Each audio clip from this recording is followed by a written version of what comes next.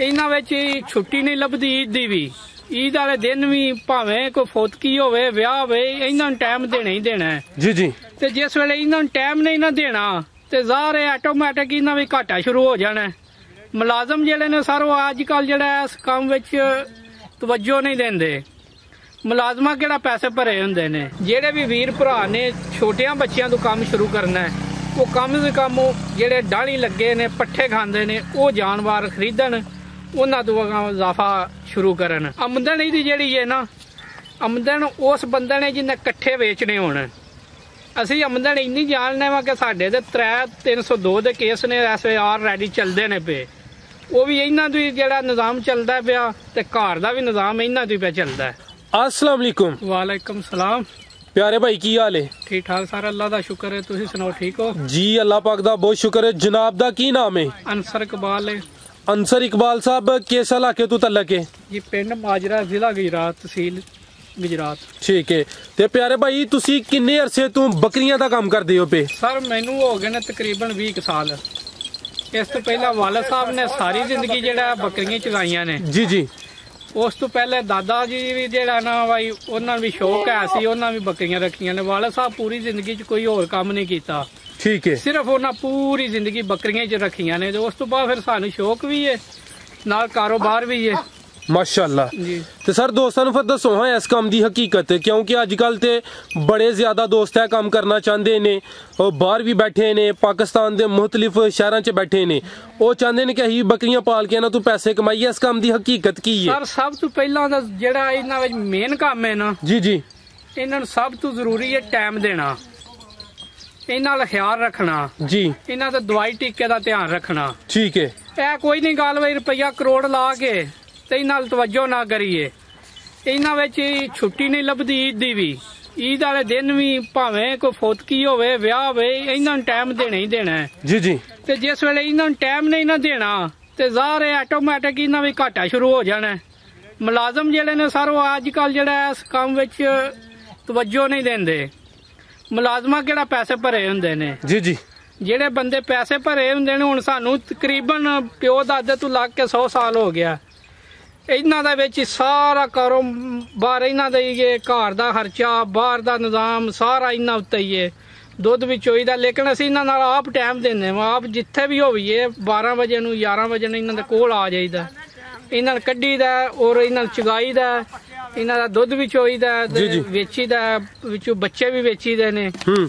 ते अल्लाह दा शुक्र है मालिक दा शुक्र है निज़ाम ठीक हो रहा। जी जी जिंदाबाद जी सर बड़ी सोहनी गल कीती है। काम कोई भी है अगर तुसी ओदे ते पैसे लांदे हो तो टाइम तुसी देना है। जेड़े मुलाजम ने ओ शौक उन्हां दा नहीं उन्हां दी तो मजबूरी हुंदी है। उन्हां दा सर तनख्वाह लैनी हुंदी है अपना दिहाड़े पूरे करने हुंदे ने। कोई भुखी रवे कोई रज्जी रवे उन्हां ने इहदे विच केड़ी टेंशन हुंदी है। ठीक है। इहदे विच टेंशन ते उन्हें जिन्ने पैसे लाए हुंदे ने ते पैसे ला के कोई भी बंदा चीज खरीद सकदा है जी लेकिन ओदे विच प्रॉफिट लैण ओदे विच मुनाफा लैण मुश्किल काम हुंदा है।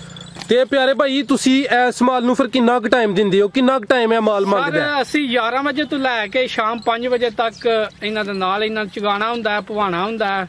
शाम नूं घर खड़नियां हुंदियां ने जिससे इन्हां दी तसल्ली हो जाए। अच्छा ते इस तो इलावा होर इन्हां दी की सेवा करदे हो? इन्हां नूं तुसी खुराक विच केड़ी-केड़ी चीज खिलांदे हो चराई दे अलावा? गर्मियां दे विच कोई चीज भी नहीं इन्हां नूं खवाई दी बाहर इन्हां चगाई पवाईदा है। सर्दियां में जेड़ा ना पट्ठे छट्ठे स्टाला लैके और वंडा शंडा भी इस्तेमाल कर लईदा जैसे ज्यादा भुख या ज्यादा सर्दी महसूस करदे वा उस टाइम जेड़ा वंडा शंडा भी इस्तेमाल करीदा। अच्छा सर्दियां च वंडा फिर तुसी केड़ा इस्तेमाल करदे हो? खुद तैयार करांदे हो? ऑस्ट्रेलिया दा जेड़ा भोरू वंडा हुंदा है चोकर हार दा। अच्छा यानी कि तैयारशुदा? जी बिल्कुल। बेहतर है हो? जी बिल्कुल बेहतर है। ठीक है। लेकिन ज्यादा साडी जेड़ी ये चगाई बाहर ही हुंदी है। साडे कोल जंगल शंगल है वे निजाम बाहर दा ठीक है। जी जी तुहानू भी फायदा है कि तुहानू जगह मिल जांदी है चराई वास्ते। मिल जांदी है साडे वास्ते ओही साडे इलाके दे बंदे भी ठीक ने जी या शर्म करदे ने बहुत ज्यादा जेड़ा फसलां विच भी वड़ जान ते कोई एडी मुश्किल नहीं है। ठीक है।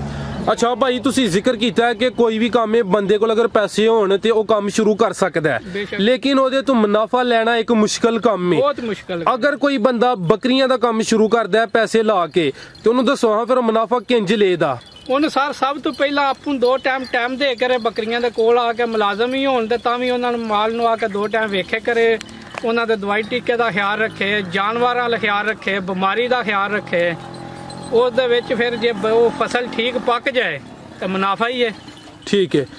ਤੇ ਤੁਹਾਡੇ ਕੋਲ ਇਹ ਜਿਹੜੀ ਨਸਲ ਹੈ ਸਾਰੀਆਂ ਗੁਜਰਾਤੀ ਨਸਲ ਦੀਆਂ ਨੇ? ਬਿੱਤਲ ਨਸਲ ਪਿਓਰ ਦੇਸੀ ਜਿਹਨੂੰ ਆਖੀਦਾ। ਠੀਕ ਹੈ। ਜ਼ਿਲ੍ਹਾ ਗੁਜਰਾਤ 'ਚ ਜ਼ਿਆਦਾ ਹੀ ਪਾਈ ਜਾਂਦੀ ਹੈ? ਜ਼ਿਆਦਾ ਸ਼ੇਰਾ ਰੰਗਿਆ ਇਸਤੇਮਾਲ ਕੀਤਾ। ਠੀਕ ਹੈ।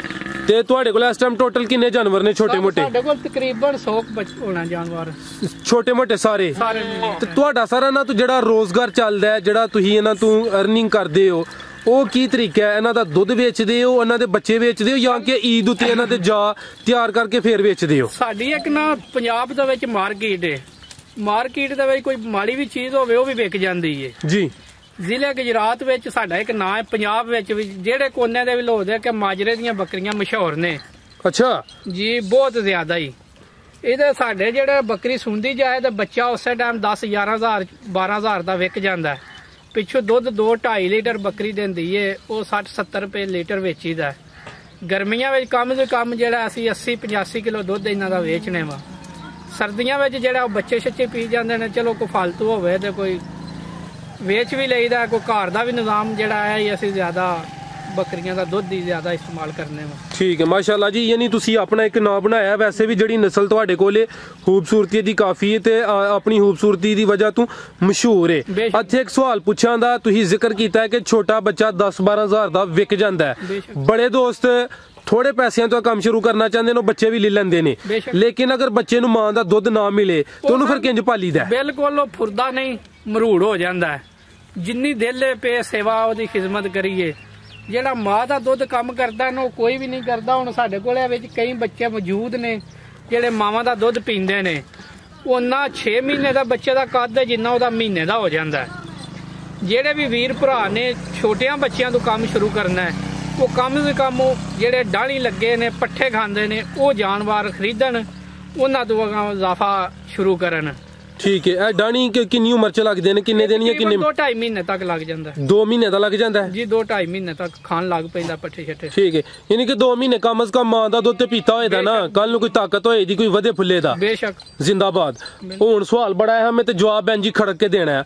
100 ਤੁਸੀਂ ਕਿਹਾ ਜਾਨਵਰ ਹੈ, ਛੋਟੇ ਮੋਟੇ ਸਾਰੇ, ਦੁੱਧ ਵੀ ਸੇਲ ਹੋਏ, ਬੱਚੇ ਵੀ ਸੇਲ ਹੋਣ, ਤੇ ਇਹਨਾਂ ਤੋਂ ਆਮਦਨ ਕਿੰਨੀ ਹੁੰਦੀ ਹੈ? ਜ਼ਰਾ ਸੋਚ ਕੇ ਜਵਾਬ ਦੇਣਾ। ਆਮਦਨ ਇਹਦੀ ਜਿਹੜੀ ਹੈ ਨਾ, ਆਮਦਨ ਉਸ ਬੰਦੇ ਨੇ ਜਿਹਨੇ ਇਕੱਠੇ ਵੇਚਣੇ ਹੋਣ। ਅਸੀਂ ਆਮਦਨ ਇੰਨੀ ਜਾਣਨੇ ਵਾ ਕਿ ਸਾਡੇ ਤੇ 302 ਦੇ ਕੇਸ ਨੇ SAR ਰੈਡੀ ਚੱਲਦੇ ਨੇ ਪਏ। ਉਹ ਵੀ ਇਹਨਾਂ ਤੋਂ ਹੀ ਜਿਹੜਾ ਨਿਜ਼ਾਮ ਚੱਲਦਾ ਪਿਆ, ਤੇ ਘਰ ਦਾ ਵੀ ਨਿਜ਼ਾਮ ਇਹਨਾਂ ਤੋਂ ਹੀ ਪਿਆ ਚੱਲਦਾ। ਅੱਛਾ ਜੀ, ਅੱਗੋਂ ਤੁਸੀਂ ਹਿਸਾਬ ਲਾ ਲਓ ਇਹਨਾਂ ਦੀ ਆਮਦਨ ਕਿੰਨੀ ਹੋਣੀ ਹੈ। ਚਲੋ ਸਰ, ਅੱਲਾਹ ਜ਼ਾਤ ਖੈਰ ਕਰੇ। ਤੁਸੀਂ 302 ਦਾ ਜ਼ਿਕਰ ਕੀਤਾ ਤੇ ਮੈਨੂੰ ਥੋੜਾ ਡਰ ਲੱਗ ਗਿਆ। ਤੇ ਹੋਰ ਭਾਈ, ਅੱਜ ਕੱਲ ਕਾਫੀ ਦੋਸਤ ਇਸ ਕੰਮ ਨੂੰ ਕਰਨਾ ਚਾਹੁੰਦੇ ਨੇ, ਉਹਨਾਂ ਨੂੰ ਵੀ ਕੋਈ ਅੱਛੇ ਟਿਪਸ ਦੇ ਹੜੋ ਮਜ਼ੀਦ। ਤੁਸੀਂ ਕਿਹੜਾ ਕੋਈ ਸਰ ਉਹਨਾਂ ਦੋਸਤਾਂ ਵਾਸਤੇ ਮੈਸੇਜ ਆਇਆ ਹੀ ਹੈ ਕਿ ਭਾਈ ਉਹ ਸਭ ਤੋਂ ਪਹਿਲਾਂ ਇਹਨਾਂ ਦੀ ਜਗ੍ਹਾ ਸੇਫ ਬਣਾਉਣ। ਜਗ੍ਹਾ ਤੋਂ ਬਾਅਦ ਮੁਲਾਜ਼ਮ ਜਿਹੜਾ ਰੱਖਣ, ਉਹ ਜ਼ਿੰਮੇਦਾਰ ਹੋਵੇ, ਕਿਉਂਕਿ ਉਹਨੂੰ ਦਿਹਾੜੀ ਟੁਰਦਿਆਂ ਫਿਰਦਿਆਂ ਪਤਾ ਹੋਵੇ ਕਿ ਇਹ ਬੱਕਰੀ ਖਾਂਦੀ ਹੈ ਪਈ, ਇਹ ਬਿਮਾਰ ਹੈ, ਇਹਨੂੰ ਸ਼ਾਮੀ ਇਹ ਟੀਕਾ ਲਾਣਾ, ਇਹਨੂੰ ਇਹ ਲਾਣਾ। ਅਸੀਂ ਡਾਕਟਰ ਕੋਲ ਕਦੇ ਨਹੀਂ ਗਏ, ਅਸੀਂ ਆਪ ਹੀ ਜਿਹੜਾ ਨਾ ਇਹਨਾਂ ਦਾ ਟੀਕਾ ਦਵਾਈ ਖੁਦ ਹੀ ਕਰ ਲਈਦਾ। ਇੰਨਾ ਕੁ ਦਿਹਾੜੀ ਸਾਨੂੰ ਵੀ ਸਮਝ ਹੋ ਗਈ ਹੈ ਕਿ ਬਈ ਇਹਨੂੰ ਸ਼ਾਮੀ ਇਹ ਟੀਕਾ ਲਾਣਾ ਜਾਂ ਇਹਨੂੰ ਇਹ ਲਾਣਾ। ਉਂਝ ਜਿਹਦੀ ਫਿਰ ਘਟੀ ਹੋਵੇ ਉਹਦੀ ਤਾਂ ਵਧਾ ਕੋ ਨਹੀਂ ਬੰਦਾ ਸਕਦਾ। ਬਿਲਕੁਲ ਸਰ। ਤੇ ਜਿਹਦੀ ਵਧੀ ਹੋਵੇ ਉਹਦੀ ਘਟਾ ਕੋ ਨਹੀਂ ਸਕਦਾ। ਜੀ ਜੀ। ਤੇ ਅੱਧੇ ਡਾਕਟਰ ਅਸੀਂ ਆਪ ਵੀ ਐਵਾਂ। ਜ਼ਿੰਦਾਬਾਦ। ਤੇ ਫਿਰ ਦੋਸਤਾਂ ਨੂੰ ਦੱਸਾਂ ਕੋਈ ਦੇਸੀ ਇਲਾਜ ਵੀ ਜਿਹੜੇ ਤੁਸੀਂ ਕਰਦੇ ਹੋ। ਮੌਸਮ ਵੀ ਸਰਦੋਂ ਹੀ ਆਣਾ, ਮੌਸਮ ਸਰਦੀਆਂ ਵਿੱਚ ਇਹ ਹੈ ਕਿ ਸਬਜ਼ ਕਾਵੇ ਲੱਭਦੇ ਨੇ, ਲਾਚੀ ਲੱਭ ਗਈ, ਸੌਂਫ, ਜਵੈਨ, ਇਹਨਾਂ ਚੀਜ਼ਾਂ ਗੁੜ ਛੁੜ ਪਾ ਕੇ ਕਾਵਾ ਬਣਾ ਕੇ, ਜਿਹੜੀ ਬੱਕਰੀ ਨੂੰ ਸਰਦੀ ਮਹਿਸੂਸ ਕਰੀਏ, ਦੇਸੀ ਆਂਡਾ ਉਹਦੇ ਮੂੰਹ 'ਚ ਦੇ ਕੇ ਉਤੋਂ ਕਾਵਾ ਪਿਆ ਛੜੀਦਾ। ਅੱਲਾਹ ਪਾਕ ਮਾਫੀ ਦਿੰਦਾ। ਤੇ ਅਗਰ ਕਿਸੇ ਨੂੰ ਵਾਹ ਲੱਗ ਜੇ, ਸਟਾਲਾ ਖਾਣ ਦੀ ਵਜ੍ਹਾ ਤੋਂ ਵੀ ਵਾਹ ਲੱਗ ਜਾਂਦੀ ਹੈ, ਉਹਦੇ ਵਾਸਤੇ ਹੁਣ ਕੋਈ ਮੈਡੀਸਲ ਵੀ ਲੱਭਦੇ ਨੇ। ਜੇ ਉਹ ਨਾ ਵੀ ਹੋਣ ਤਾਂ ਸੌਂਫ ਪੱਤੀ ਜਿਹੜੀ ਹੈ ਇਹ ਜ਼ਿਆਦਾ ਇਸਤੇਮਾਲ ਕਰੀਦੀ ਹੈ। ਇਹਨਾਂ ਦਾ ਕਾੜਾ ਜਿਹੜਾ ਵਾਹ ਲੱਗਦੀ ਹੈ। ਅੱਜ ਕੱਲ ਜਿਹੜੀਆਂ ਸਪਰੇਵਾਂ ਹੁੰਦੀਆਂ ਨੇ ਫਸਲਾਂ ਦੇ, ਉਹਨਾਂ ਦੀ ਵਜ੍ਹਾ ਵਾਸਤੇ ਜਿਹੜਾ ਉਹ ਖਾਂਦੀਆਂ ਨੇ ਜ਼ਹਿਰ, ਤੇ ਜ਼ਹਿਰ ਦੀ ਵਜ੍ਹਾ ਵਾਸਤੇ ਵਾਹ ਲੱਗ ਜਾਂਦੀ ਹੈ। ਠੀਕ ਹੈ। ਤੇ ਇਹਦੇ ਵਾਸਤੇ ਮੈਡੀਕਲ ਵੀ ਜਿਹੜੇ ਨੇ ਉਹ ਵੀ ਜ਼ਰੂਰੀ ਹੁੰਦੇ ਨੇ, ਲੇਕਿਨ ਨਾਲ ਦੇਸੀ ਇਲਾਜ ਵੀ ਹੈ। ਸੌਂਫ, ਗੁੜ, ਸ਼ੌਂਰ, ਜਵੈਨ ਦਾ ਕਾੜਾ ਛਾੜਾ ਦਈਏ ਤੇ ਜਿਹਦੀ ਵਧੀ ਹੋਵੇ ਉਹਨੂੰ ਅੱਲਾ ਮਾਫੀ ਚਾ ਦਿੰਦਾ। ਠੀਕ ਹੈ। ਤੇ ਕੋਈ ਜਾਨਵਰ ਸੇਲ ਕਰ ਦਿਓ ਅਗਰ ਜਿਹੜੇ ਦੋਸਤ ਵੀਡੀਓ ਦੇਖਦੇ ਨੇ? ਬਿਲਕੁਲ ਸੇਲ ਕਰੀ ਦੇਣੇ, ਛੋਟੇ ਵੀ ਕਰੀ ਦੇਣੇ, ਵੱਡੇ ਵੀ ਕਰੀ ਦੇਣੇ। ਇੱਕ ਦੁਕਾਨਦਾਰੀ ਹੈ ਸਾਡੀ ਜੀ। ਤੇ ਦੁਕਾਨਦਾਰੀ ਤਾਂ ਫਿਰ ਜ਼ਾਹਰ ਹੈ ਕਿ ਮਾਲ ਵਿਕਾਊ ਵੀ ਹੁੰਦਾ ਹੀ ਹੈ, ਸ਼ੌਕ ਵੀ ਹੈ, ਕਾਰੋਬਾਰ ਵੀ ਹੈ। ਤੇ ਭਾਈ ਹਰਾਂ ਦਾ ਰਾਬਤਾ ਨੰਬਰ ਕੀ ਹੈ ਜਿਹੜੇ ਦੋਸਤ ਤੁਹਾਡੇ ਨਾਲ ਰਾਬਤਾ ਕਰਨਾ ਚਾਹੁੰਦੇ ਨੇ? ਸਰ ਨੰਬਰ ਹੈ ਮੇਰਾ 0341 6210 394। ਠੀਕ ਹੈ, ਮੈਂ ਸਕਰੀਨ ਤੇ ਵੀ ਦੇ ਦਾਂਦਾ। ਆਖਰੀ ਸਵਾਲ ਹੈ, ਤੁਸੀਂ 302 ਦਾ ਖਰਚਾ ਵੀ ਇਹਦੇ ਤੋਂ ਕਰਦੇ ਹੋ ਪਏ ਪੂਰਾ ਤੇ ਘਰ ਦਾ ਵੀ ਪੂਰਾ ਕਰਦੇ ਹੋ ਪਏ, ਤੇ ਹੁਣ ਤੱਕ ਇਸ ਕੰਮ 'ਚ ਕਾਮਯਾਬੀ ਕਿਹੜੀ ਕਿਹੜੀ ਹਾਸਲ ਕੀਤੀ ਜੇ ਕੋਈ ਮੋਟੀ ਮੋਟੀ? ਬਿਲਕੁਲ ਜਿਹੜਾ ਕਾਮਯਾਬੀ ਦੇ ਵਿੱਚ ਇਹ ਹਾਸਲ ਕੀਤੀ ਹੈ ਕਿ ਕੰਮ ਜਿਹੜੀਆਂ ਸਾਡੇ ਕੋਲ ਬੱਕਰੀਆਂ ਨੇ ਸਾਨੂੰ 3 ਤੋਂ 4-5 ਲੱਖ ਤੱਕ ਬਚਤ ਦਿੰਦੀਆਂ ਨੇ ਸਾਲ ਦੀਆਂ, ਜੇ ਸਾਰਾ ਟੋਟਲ ਕਰੀਏ ਤੇ। ਠੀਕ ਹੈ, ਇਹ ਜਿਹੜਾ ਤੁਹਾਡਾ ਇਹ ਆਮ ਰੂਟੀਨ 'ਚ ਖਰਚਾ ਚੱਲਦਾ ਹੈ ਉਹਨੂੰ ਸ਼ਾਮਲ ਕਰਕੇ ਜਾਂ ਉਹਨੂੰ ਕੱਢ ਕੇ? ਸਰ ਉਹਨੂੰ ਕੱਢ ਕੇ, ਉਹ ਤੇ ਦੁੱਧ ਦਾ ਨਾਲ ਨਿਜ਼ਾਮ ਚੱਲਦਾ ਰਹਿੰਦਾ ਨਾ। ਅੱਛਾ, ਯਾਨੀ ਉਸ ਤੋਂ ਇਲਾਵਾ ਨਹੀਂ ਆਮਦਨ ਹੋਈ ਜਾਂਦੀ ਹੈ ਦੁੱਧ ਦੀ ਤਾਂ ਇੱਕ ਜਿਹੜਾ ਨਾ ਵੇਖੋ, ਜਿਹੜੇ ਬੰਦੇ ਨਵਾਂ ਕਾਰੋਬਾਰ ਕੋਈ ਵੀ ਦੁਨੀਆ ਦਾ ਕਾਰੋਬਾਰ ਕਰਦਾ ਉਹਦਾ ਕੁਝ ਵਕਤ ਲੱਗਦਾ ਹੈ। ਦੁਕਾਨਦਾਰੀ ਮਸ਼ਹੂਰ ਹੁੰਦੀਆਂ ਕੁਝ ਟਾਈਮ ਲੱਗਦਾ। ਜੇ ਕੋਈ ਆਖੇ ਕਿ ਅੱਜ ਹੀ ਮੈਂ ਮਸਲਨ ਰੁਪਈਆ 10 ਲੱਖ ਲਾਇਆ ਤੇ ਵੜੇ ਮੈਨੂੰ 3 ਲੱਖ ਬਚਤ ਹੋ ਜਾਏ, ਉਹ ਤੇ ਬਿਲਕੁਲ ਨਹੀਂ। ਇਹਨੇ ਅੱਜ ਬੱਕਰੀਆਂ ਕੋਈ ਵੀ ਭਰਾ ਹੈ ਉਹ ਬੱਕਰੀਆਂ ਸੂਣ ਵਾਲੀਆਂ ਲੈਂਦਾ, ਹਰ ਉਹਨਾਂ ਸੂਣਾ, ਉਹਨਾਂ ਨੂੰ ਸਾਲ ਸਾਂਭਣਾ ਸੂ, ਫਿਰ ਉਹਨਾਂ ਦੇ ਬੱਚੇ ਸੇਲ ਕਰਨੇ ਸੂ। ਉਹ ਬੱਚੇ ਜਿਹੜੇ ਨੇ ਕੀਮਤ ਵਿੱਚੋਂ ਘਟ ਜਾਣਦੇ, ਉਹ ਮਾਲ ਦੀ ਕੀਮਤ ਉਨੀ ਘਟ ਜਾਏਗੀ, ਦੂਸਰੇ ਸਾਲ ਮਾਲ ਦੀ ਕੀਮਤ ਬਿਲਕੁਲ ਖਤਮ ਹੋ ਜਾਏਗੀ, ਫਿਰ ਉਸ ਤੋਂ ਬਾਅਦ ਉਹਨੂੰ ਬਚਤ ਹੀ ਹੈ। ਬਿਹਤਰ ਹੋ ਗਿਆ ਜੀ ਭਾਈ, ਤੁਹਾਡਾ ਬਹੁਤ ਸ਼ੁਕਰੀਆ। ਤੁਸੀਂ ਬੜੀਆਂ ਕੀਮਤੀ ਗੱਲਾਂ ਕੀਤੀਆਂ ਨੇ, ਦਿਲ ਖੁਸ਼ ਕੀਤਾ ਜੇ। ਅੱਲਾਹ ਦੀ ਜ਼ਾਤ ਤੁਹਾਡੇ ਕਾਰੋਬਾਰ 'ਚ ਵੀ ਮਜ਼ੀਦ ਇਜ਼ਾਫਾ ਤਾ ਫਰਮਾਏ। ਅੱਲਾਹ ਹਾਫਿਜ਼। ਮਿਹਰਬਾਨੀ ਸਰ।